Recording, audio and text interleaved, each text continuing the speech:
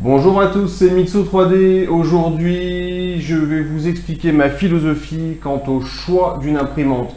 Ce que vous devez regarder et surtout ce que vous devez définir pour savoir sur quelle imprimante choisir. Partir. Du coup, il existe, on va dire pour monsieur tout le monde, deux grosses technologies différentes. L'imprimante FDM qui correspond à ça, où on met des bobines de filament, où on imprime couche par couche, et l'imprimante SLA qui sont les imprimantes à résine. Le choix entre les deux va se faire sur principalement le post-traitement. Une imprimante résine est vraiment plus conçue pour réaliser des pièces de petite taille ou avec des tout petits détails pour avoir des surfaces d'impression très lisses. L'imprimante FDM est moins bonne clairement sur des impressions lisses dès qu'on s'approche de l'horizontale, où on va avoir des petites marges d'escalier et va nécessiter du post-traitement. Donc si vous ne voulez absolument pas avoir besoin, si vous faites de la figurine bien entendu, de ponçage ou de choses comme ça, il faut partir plus sur la FDM, sur la SLA, donc l'imprimante résine, que sur une machine à filament. Voilà, moi les imprimantes résine, c'est pas du tout mon domaine. Aujourd'hui, je vais vous parler des imprimantes à filament. Donc ça, c'est le premier point à choisir, filament résine. Le deuxième point, votre budget. Je vois passer beaucoup de posts sur vous Facebook où les gens disent ouais, il y en a un il y a 2-3 jours. Je cherche une imprimante, ouais, pas 100 €, mais pas 700 non plus. Bah, c'est comme dire je cherche une voiture entre 10 et 70 000 €. Autant rien dire, on n'en sait rien du tout. Il faut clairement que vous définissiez un budget exact. Les gens après vont vous proposer des imprimantes par rapport à vos autres critères au plus proche de ce budget, et ce sera à vous de voir si vous voulez rajouter 50 € ou ce qui est proposé dans votre budget et que ce sera bon. C'est un point très important, à 50 ou 100 € près sur les imprimantes, il y a des grosses différences. Il faut être précis sur votre budget. Troisième point, la taille du plateau. Et bien sûr, je parle taille de plateau parce que les gens ne regardent pas trop la hauteur. Normalement, on parle de volume d'impression. Mais bon, le plus important reste quand même la taille du plateau parce qu'en général, la hauteur va avec la taille. Plus le plateau est grand, plus on aura de hauteur. Pour faire simple, à part les toutes petites imprimantes, on n'a pas 50 tailles de plateau. On a des plateaux type Ender 3, Ender 3V2, où on a des plateaux de 22 par 22 cm, ça représente à peu près un carré comme ça, et une hauteur d'impression en moyenne de 25 cm, 25 cm ça fait à peu près ça, qui vous permet, en gros, pour vous donner une idée, d'imprimer la taille d'une tête.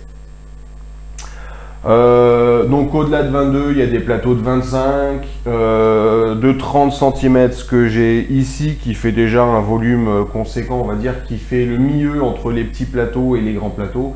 Et après, on a des plateaux allant de 400, 450, 500 mm. Là, on est vraiment déjà pas sur quelqu'un qui achète sa première imprimante.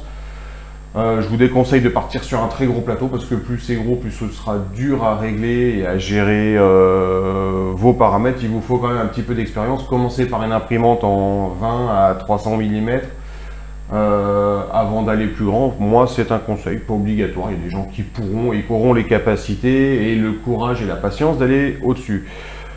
Quatrième point, la technologie.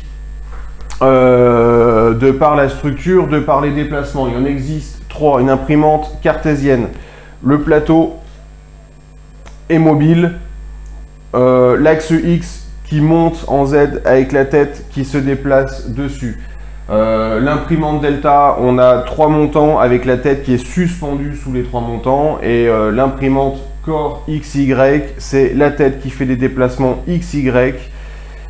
Et de mémoire dans les corps XY, si je dis pas de bêtises, il y a deux technologies. Plateau fixe, c'est toute la tête qui va monter et descendre, et plateau mobile, c'est le plateau qui va descendre au fur et à mesure de l'impression pour s'écarter de la tête pour créer le décalage, la hauteur. Cinquième point qui est important de choisir, si vous voulez un extrudeur en Bowden ou en direct drive. Alors personnellement, aujourd'hui avec tout ce qui se fait, je vous conseille clairement de partir directement sur du direct drive si ça correspond à votre budget. Sachant que si vous êtes en Bowden, et on se trouve pour énormément d'imprimantes, pas mal de pièces sur internet, si d'ici 6 mois, 1 an, vous voulez passer en direct drive, ce sera toujours possible. Mais si vous avez le budget et que vous trouvez l'imprimante qui va bien en direct drive, c'est plus facile à gérer. Ça amène d'autres contraintes que le Bowden, mais clairement en termes, on va dire, d'emmerdement, c'est plus pratique. Le Bowden, la différence entre les deux, le Bowden, on a l'extrudeur qui est fixé sur le bâti, on a un tube PETFE qui guide le filament jusqu'à la tête de chauve, alors que le direct drive, on a tout en un bloc sur le chariot du X. Sixième point important pour monter votre Z, vous avez des imprimantes avec une seule tige-aide, un seul moteur. Ça, je vous le conseille. Bon, normalement, la règle est relativement bien respectée, mais que sur des petits plateaux inférieurs à 250 mm, sur du 300, il y a trop d'angles, trop de porte-à-faux. Il vous faudra 2 tige-aides, 2 moteurs. Le double Z, je le trouve inutile sur les petits plateaux. Mais pour quelqu'un qui est vraiment pas dans les réglages mécaniques, il peut quand même aider parce que le réglage des excentriques sur la barre du X, donc du coup sur les montants Z, quand on n'a qu'un seul moteur Z, est quand même assez fin. On a vite fait de un petit peu trop serré ou pas assez, d'avoir trop de jeu, et du coup ça va monter comme ça et puis après ça va monter comme ça. Donc les premières couches risquent d'être vraiment dégueulasses.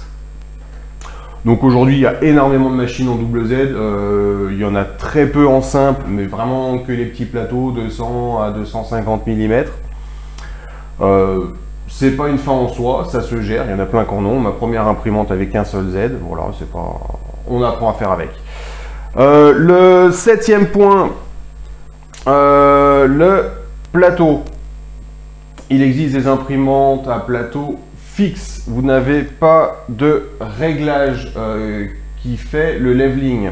Elles sont montées directement sur le bâti. Enfin, pas sur le bâti, sur le chariot du plateau, sans ressort, sans vis de réglage. C'est conçu pour être plat et en général sur les plateaux fins. Logiquement, sur les plateaux fixes, vous aurez un appareil qui viendra forcément vous palper pour faire les corrections de la planéité du plateau s'il n'est pas parfaitement parallèle à l'axe de déplacement de la buse. Il y aura un appareil sur le côté, on en parlera au point après. Et du coup, les plateaux réglables, donc ce genre de plateau qu'on retrouve en pourcentage, je ne sais pas, mais sur la grande majorité des machines, avec 4 vis de réglage qui vous permettent de régler l'orientation du plateau pour qu'il soit parallèle au montage, au plan de déplacement de votre buse, parce que le montage de votre déplacement et les jeux qu'il peut y avoir fait que votre buse ne va pas forcément bouger parfaitement à l'horizontale. Donc le but de ces vis, c'est de se régler par rapport à ça pour avoir exactement la même distance entre le buse et le plateau de partout. Après, ça va plus être dans la partie option de l'imprimante BL ou CR Touch. Donc ça, c'est l'appareil que je vous ai expliqué sur les plateaux fixes, qui existe aussi sur les plateaux réglables. Ne faites pas un amalgame sur comment sont présentés ces appareils quand on vous les vend.